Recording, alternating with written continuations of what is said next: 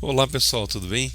Vamos resolver então um exercício aqui para reforçar o conceito de estrutura de controle de fluxo sequencial, no qual a sequência das ações das linhas de um algoritmo tem relevância, né, sendo executadas de cima para baixo, da esquerda para a direita. Esse exercício propõe que nós calculemos a quantidade de latas de tinta necessárias e o seu custo para pintar tanques cilíndricos de combustível.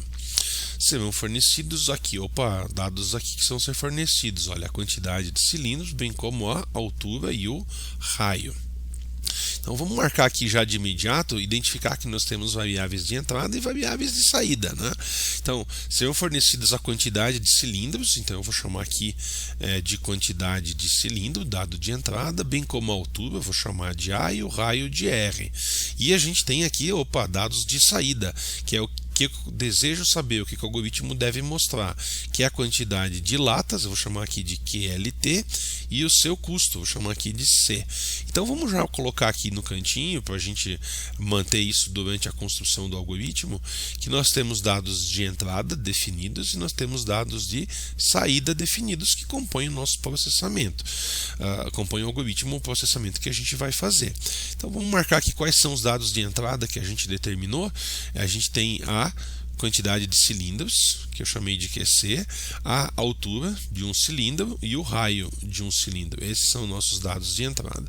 E o que nós desejamos calcular ao final do algoritmo é a quantidade de latas de tinta, estou chamando de QLT, e o seu custo, quanto vai custar para a gente comprar isso daí.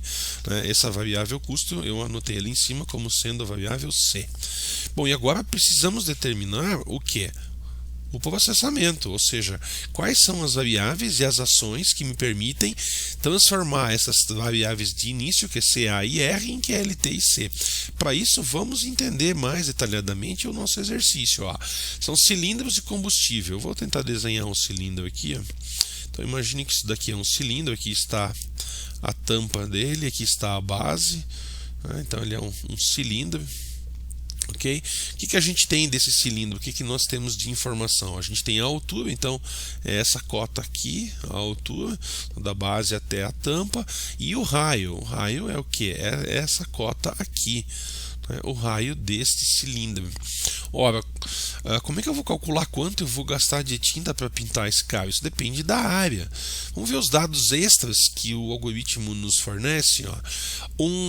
Uma lata de tinta custa R$ 99, beleza, eu consigo calcular o custo. Quanto que eu vou ter numa lata? 3,6 litros, perfeito. E que cada litro dá conta de pintar 10 metros. Aqui deve ser 2, 3 de mão, não importa exatamente essa questão, né, da exatidão do exercício em relação ao mundo real, e sim da abstração que ele nos permite criar para a gente aprender a construir algoritmos sequenciais. Então, se eu vou precisar pintar, eu tenho que saber a área total.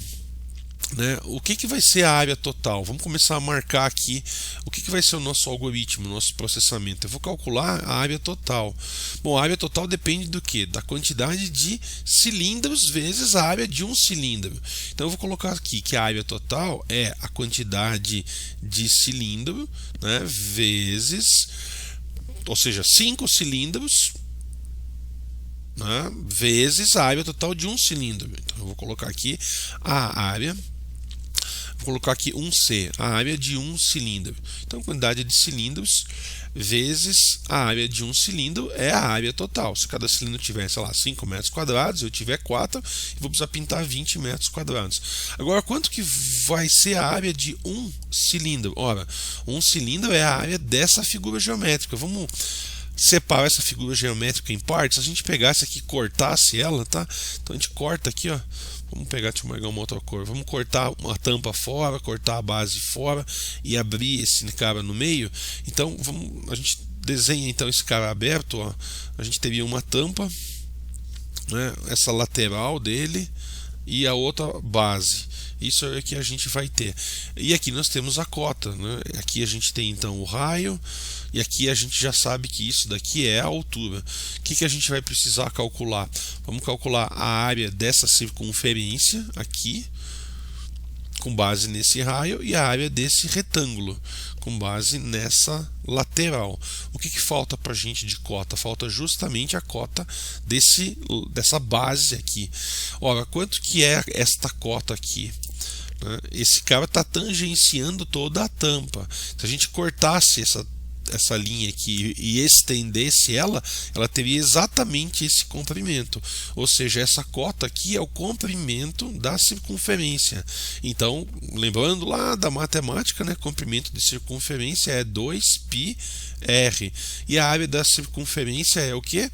Πr ao quadrado. Então essa área eu resolvo com πr ao quadrado, aqui com 2πr vezes a é a área do retângulo. Então voltando para a nossa equação, a nossa área de um cilindro vai ser o que? A área da circunferência, vezes 2 mais a área do retângulo. Ok? Então eu vou marcar aqui como sendo 2 vezes a área da circunferência, AC, mais a área do retângulo. Bom, agora precisamos do que? Da área da circunferência. A área da circunferência é igual ao que? O valor de π vezes o valor de r ao quadrado. Aqui é um algoritmo, eu poderia escrever o quadrado normal ou simplesmente colocar r vezes r, e aqui você pode usar na hora de implementar a função de potência, de power da sua linguagem, fazendo power de r,2, ou simplesmente r vezes r. Então essa é a área do cilindro.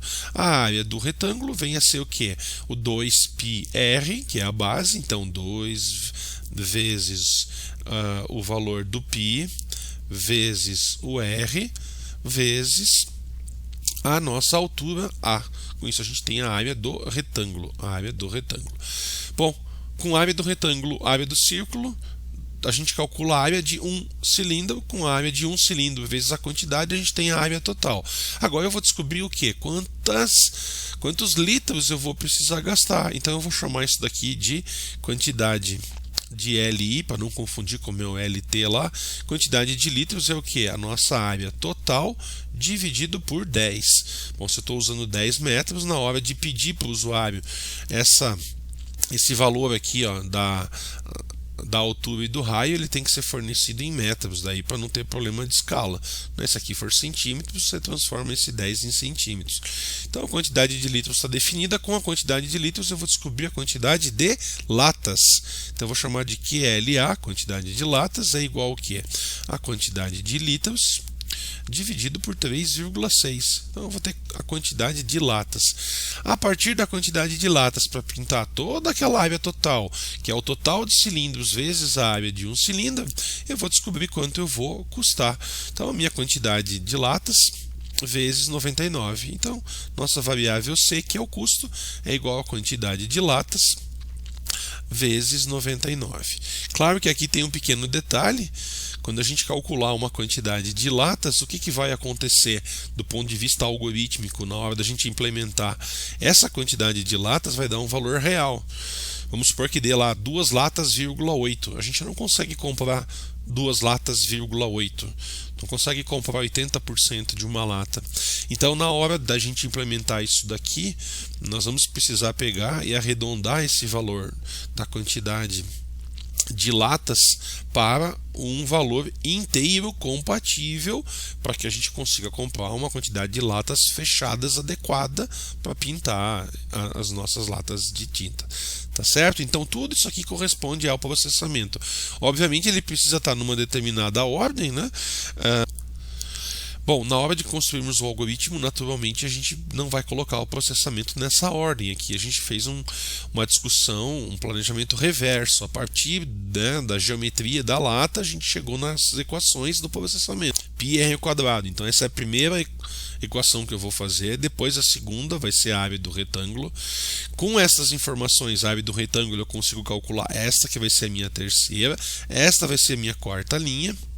Aí aqui vai ser a minha quinta linha, sexta linha e sétima linha. Então veja que a ordem usada no processo de abstrair o problema, identificar essas equações, e essas equações identificadas no meio, por mais que pareçam um exercício matemático, são na verdade uma abstração do processamento.